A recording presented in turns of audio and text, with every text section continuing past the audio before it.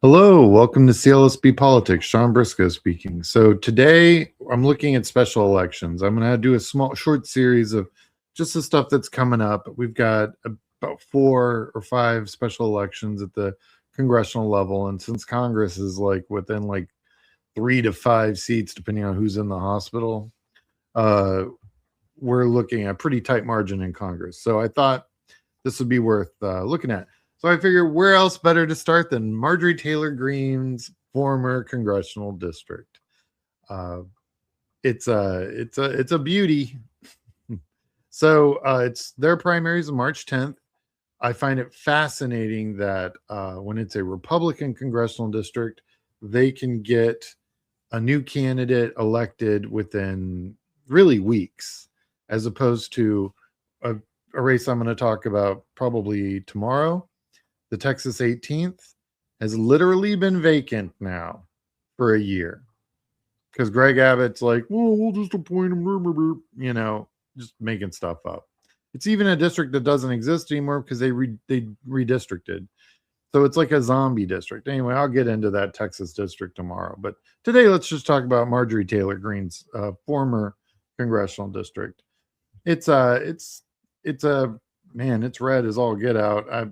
I ran some numbers on it and took a really solid look at the candidates. So Sean Harris is there are 3 Democrats filed for the race, but he's the only one I could find finance reports on. So he's probably the only serious candidate. The others are, there. Sean Harris, I actually like him. I've never met him, but I've read up on him and he seems 100%. He's from Georgia. He served in the Marine Corps. He's got a bachelor's degree from Tuskegee and a graduate degree from the Army War College. I mean, guy's really 100%. And I like him. I think he'd be a great candidate for Georgia. I think especially given all the issues we're having with the War Powers Act and things of that nature, I think this makes a lot of sense. This would be a great candidate. These are all the Republicans running for this seat. No, I'm not even looking them up. They're all going to be they're all going to be MAGA or MAGA light, and I'm not even dealing with it. So moving on from Republicans. What do we know about this district? Well, it's in the northwestern corner of Georgia. Demographic. So that's it's the district map's the one on the left. Then the center map is the demographic map. So it's pretty white. Generally doesn't have a lot of diversity unless you get into the more populated areas. And then when you go to the map on the far right, you see that that big blue chunk there, that's this giant blue dot in the middle of Georgia called Atlanta and all the surrounding areas around Atlanta and the suburbs. So what's interesting about this is that we know that the elections have been overperforming, correct? So right now, if there was no Trump in office and it was just normal business as usual, we weren't, the Republicans weren't anti-Second Amendment all of a sudden, we're looking at a 29-69 race. The Democrats just get slaughtered. Well, when I calculate in that 13.5 deviation that we've noticed on average, throughout all the special elections, taking out all the, outliers, now it's a 42-55 race. And that 13.5 doesn't take into consideration that now the Republican administration has decided to start shooting people that can lawfully carry arms. You have to understand, they don't have Roe anymore to bang the drum. All they really have left in their agenda is whatever woke is, which is just generally nonsense, and the Second Amendment. Because remember, the Democrats were all about taking the guns, but we never were going to. Because, I'm from Texas. Most liberal friends I got all have guns. So that's never going to happen. So I don't know, man. You're already in the low 40s. They're only about 5 points above break even. And you saw all those Republicans that are running, right? So my thinking is that they're going to have a runoff, right? Like, so right now it's going to be everyone running. So the Democrats plus the Republicans. Well, needless to say, the vast majority of the Democratic votes are going to go to the Democrat. But the Republicans are dividing their votes up by 16 candidates. So if 10 of them take, 1 or 2%, well, so nobody's going to get 50% of the vote, right? So this will go to a runoff.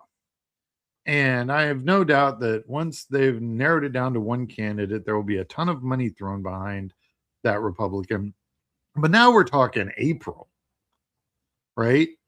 We'll already have a lot more data walking through the primaries at that point, because we'll have had Texas, Illinois, Arkansas, and a few other states that have already had their primaries. So we're going to have a lot of really interesting data leading up to this election that we're going to be able to look at and go, hey, man, I don't know, man, 13.5 may not be enough. Because special elections are weird, man. They don't make any sense. Also, this person's going to have to run again in November and in the Georgia primary, which I think he'll probably just can keep on running, the Democrat. And now he's got to run in November again. So really, this election is going to be very expensive for the Republicans, because I guarantee you, of that giant swath of Republicans that are running, that the top 4 are going to run again. Like, even if a Republican wins the special, he's going to get primaried by 2 or 3 other people that got second or third place in that race for November. So, I mean, it's going to be very expensive for the Republicans, because you're going to have lots of different campaigns, whereas the Democrats could run a very lean, very focused candidate in that race. And given the fact that the GOP has decided to start shooting, nurses that work at the VA, I mean, the veterans in Georgia probably aren't looking too good upon that, not to mention the whole Second Amendment issue. So, man, I really haven't.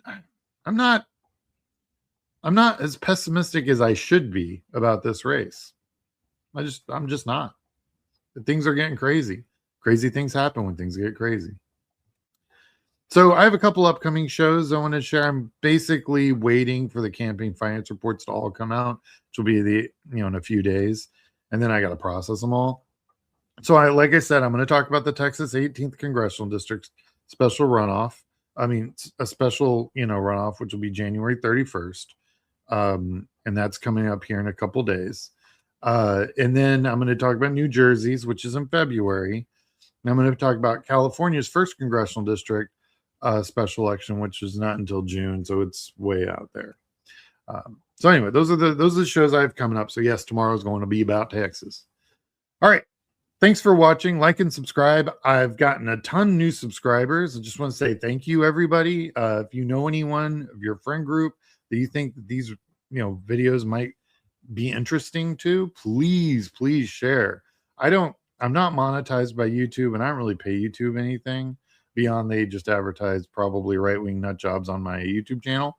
So I don't make any money from any of this. This is really just what I do as part of my professional giving back to the community kind of level. I mean, I have 30 years of political experience, and not using it for good just seems it's kind of mean at this point, given the times that we are living in.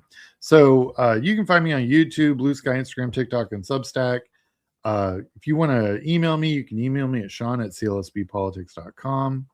And just want to say thank you to all the new subscribers. This has been awesome. All right. I'll talk to you guys tomorrow. Bye.